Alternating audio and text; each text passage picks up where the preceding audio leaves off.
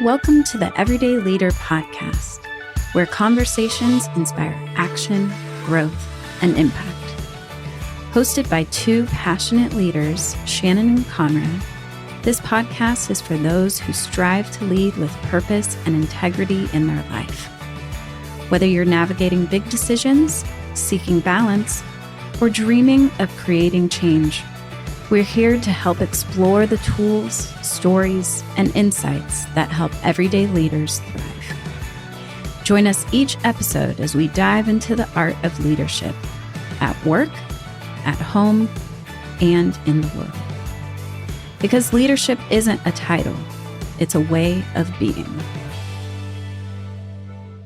Hey, Shannon. Hi, welcome back everyone to Everyday Leader. Conrad, we're here in basically the middle of summer. It feels like the middle of summer here in North Carolina. That's one of the reasons I know we're in the middle of summer. Yes. Yes, it does feel that way. And today, um, was we were reflecting right before the call about um, integration. And in this specific context, what we mean by integration is often this time of year, people, including ourselves, go on a trip, go on a vacation, and then come back. So today we want to explore how to integrate back in to life, work, whatever you're up to in the world after you've been gone. Yeah. And we've had some recent experience ourselves with this individually. So we'll share a little bit about that.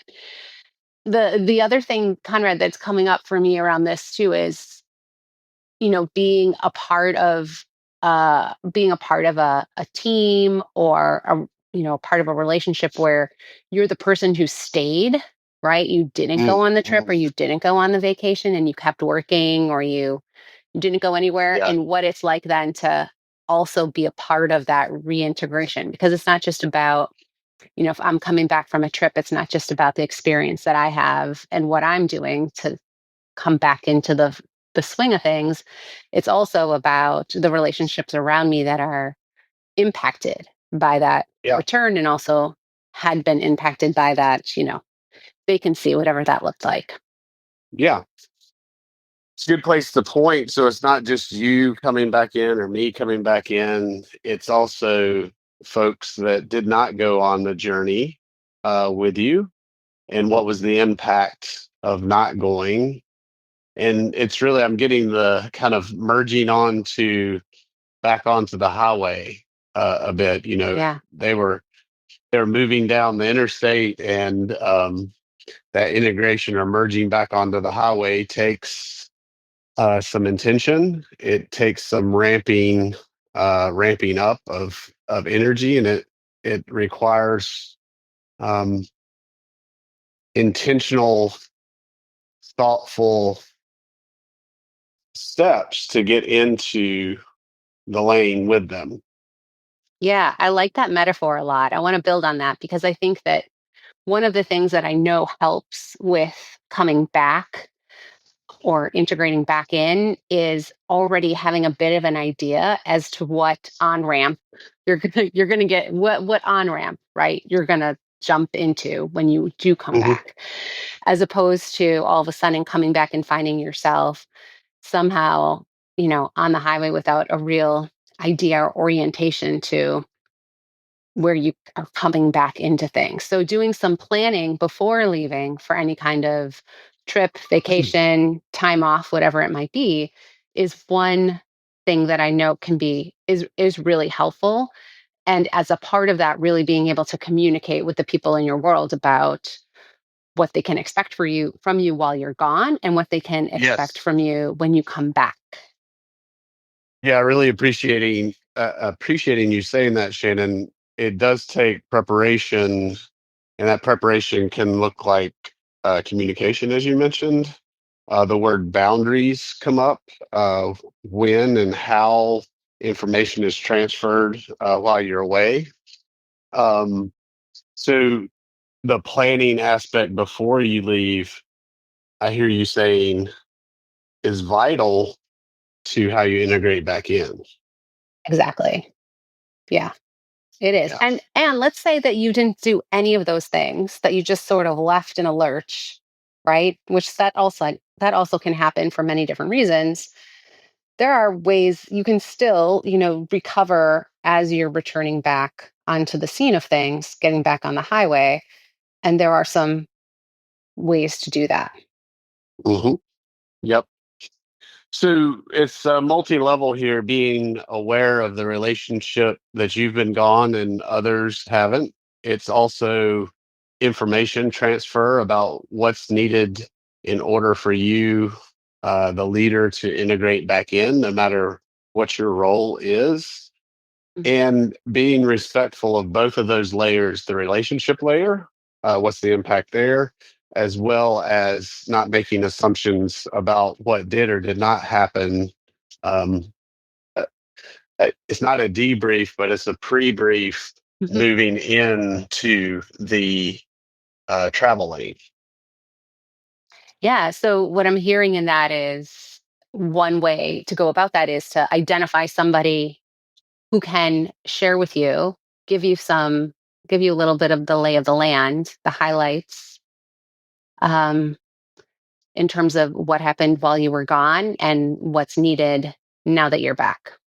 Mm, mhm. And doing that in a Yeah. real intentional way, right? Making some specific time for that, not letting that be a part of the first meeting that you jump into, right? Having it actually be a conversation that you even set up in advance so that you Yeah. can be reoriented both relationally and tactically. Yeah. Uh, Not incidental, be intentional about that. Be intentional. That's one of the pieces about integration, is being intentional about that partnership, that meeting, to pre-brief slash debrief, as well as being intentional about what you need as a leader, to close the trip and prepare yourself to move back into what you're up to in the world, your purpose, your cause, all the things that ground you, the work you do in the world, being intentional about those spaces that are needed for that transition. Yeah, that has me thinking, Conrad, about one place where I know I have a hard time, and where I think as Americans, at least, um, it can be pretty easy for us to get this part wrong is that we move too fast into coming back, right? Mm, We come back and our schedules are full from day one because we needed to make up for all that lost time. We try to make up for lost time, right? We try to make up for being gone in some way, as opposed to just mm, acknowledging, like, we were gone, things did not happen while we were gone, and we're not going to get them all done within the first 24 hours that we're back. And so we rush into conversations, we rush into getting things done. We all of a sudden, basically run ourselves pretty fast, yeah. um, back onto that highway. Yeah. Well, and that can cause some collisions or some bump ups, or um, I I really appreciate that. Is the slowing down part of that, and it's hard for me too. And the other piece, that, talking about prep and boundaries, it's like, what is the communication boundary when you're away? What does that look like? I was having dinner with some friends, and they just got back from great vacation. They were sharing everything, and they're also sharing about what happened in their business while they were gone. And curious, Conrad asked, like, well, so did you find out about that while you were on your trip, and how did that impact your trip? And not making them wrong, but that was a piece of where they didn't really establish what information is important and essential and urgent that needs to be conveyed, and what information can wait for that debrief, pre-brief time period. So the learning for me with that conversation is really being clear on the front end. And as you're on your trip on with your team, what do I need to know? What do you need to share? And what can we hold back? Yeah, I think that's pretty essential, right? Because especially if it's if you're a leader, if you have some kind of responsibility that is uh not confined to time, right? The responsibility is Mhm. your responsibility. It's not like you're just a leader from, 27 weeks out of the year and the rest you're hands off, right? Right. Or when you're on vacation, you're not responsible. Most leaders and most people who we work with continue to be responsible even if they're not, in person, or if they don't Sure. necessarily aren't there 100%, if they're away, whatever it might be, they're still holding responsibility. So there is something, and there are times, like you said, where you will want communication or it will be necessary to share things during that period of time. And being clear about what that is and what it isn't is a really great way to set yourself up, and having the trust in your team to know that they'll know the difference, right? That they know what Yes. that is, and that you can count on hearing from them if it's something that you really need to take care of. I'm so curious. Did they get the information at the right time from the right person? Not in this particular conversation. It was about somebody that had left the organization. Um, and while it was important, it was not urgent. So it Mhm. could have been handled differently, but it did impact uh, their trip. And this leader, learn from that. There wasn't any, it's also, there's always opportunity if you don't do the prep, as you said earlier, or you find yourself in a way that you're being uh, over communicated or information is coming to you. It's an opportunity to pause, reset, redesign with your family, your work, your team, and say, this is what I need during this time. So that's what they did, which was pretty awesome. That they uh, pulled the stop handle and then got refocused on their trip. Yeah. Yeah. What are some of the things that you do when you come back, when you reintegrate, or where I'm from, we like to use the word recombobulate. Recombobulate, Recombobulate. not discombobulate, but recombobulate. I got it. Recombobulate. Yeah. The things that I do after returning from a trip, whether that's vacation or work trip, is starts at home. So it starts with my wife, and just taking some time, if she wasn't with me, to see where she is. So sitting down, having a conversation, that debrief slash pre-brief, like, hey, and that's a whole range, and we have intentionality around that, um, to make sure that we have reconnected and communicated the tactics as well as what's going on in our world. So that's one. Then two, on the work, more on the professional work side of things, I take the time to look through emails and what's essential, um, reconnect with my goals, reconnect with what my intentions are for the quarter. So it's it's Hmm. a it's a quick and intentional. Okay, I'm back. What am I up to? What's next? What's coming? And I make space for that. So those are two things that top of mind for integration. What's Yeah. one you got, or two, or not? You said recombobulate. Recombobulate. I think, well, I've always done this ever since, for over 20 years. The first thing I do if I've been gone is I go through my mail It's Mm. like the first thing that I do is I go through my mail. I like to throw away all the junk. All the junk mail goes into the recycling. Feels really good. And then all of the important mail goes into this particular, pile that I don't necessarily deal with right away, but I have it. Um, I like to check on my plants. This is sort of like how I Yes. just get grounded, right? I like to check on my Yes. plants. I don't necessarily water them right away, but I do go around and just check to see how they're all doing, check on the garden. It's very grounding. Um, and then look at my calendar Yeah.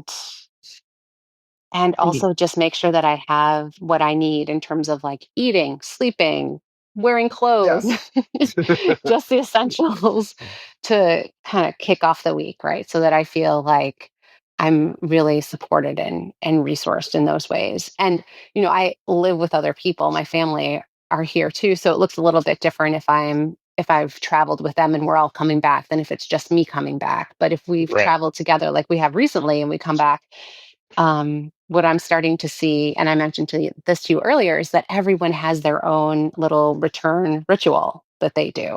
Hmm. My kids check in with all their friends first, right? And they unpack Yeah. last. My husband unpacks first. um, Yeah. so Well, there's I a think lot that's of the. those pieces too. I no, I love that, and I want to capture this beautiful essence of the bottom line is create your own ritual. Hmm. Create your own ritual. Shannon and I shared a few about what ours is. Yes to plants. Yes to uh, nesting and figuring out where you are, orienting your body, orienting, doing the laundry, all those things. So, what is your ritual for integration? Is what I'm taking away from this for everyday leaders is to say, be intentional about this. Create a ritual, try it out, include your partnerships, include your relationships, Hmm. so that when you do merge onto your interstate of life, that it's a bit more smooth. Yeah, you've got some Yeah. handles to grab onto. Yeah. All right. That's so Well, awesome. That's so yeah. awesome. I never. I mean, I really appreciate the conversation, Shannon, because that coming out of the what you said with the ritual is like, oh yeah, I have that, and I'm just glad today to name it and then be proud of it, as well as knowing it can evolve based on the context or situation for every leader. Yeah. And then you know that you're making the time for it. Yes, And you know that you need to ask for that time, right? So claim it. Ask, claim it. claim it. Yes. Yes. Everyone thinks in my family thinks that it's very strange that the mail is my priority when we get home. And and they know that that's my priority. So when I'm doing it, whether or not they think that that's the thing that needs to be done right away or that the plants are the things that need to be done right away, they get it, and I've enrolled them in that in some way, and so I have um, that time and the space to do it. And it's like 12 minutes. Not These rituals do not need to be do not need to be that Right. long. Yes. So yeah, we want to know. We want to know, listeners. We want to know what it looks like for you to integrate back in after a trip, after being away, after being offline, whatever it might be, and what it looks like for you to come back. Yes. And we'll pause here for now, and we're back from our summer vacay, and more episodes to come. Thanks for being in the conversation with us and listening. All right. Talk to you soon, Conrad. All right. Be well. Take care, Shannon.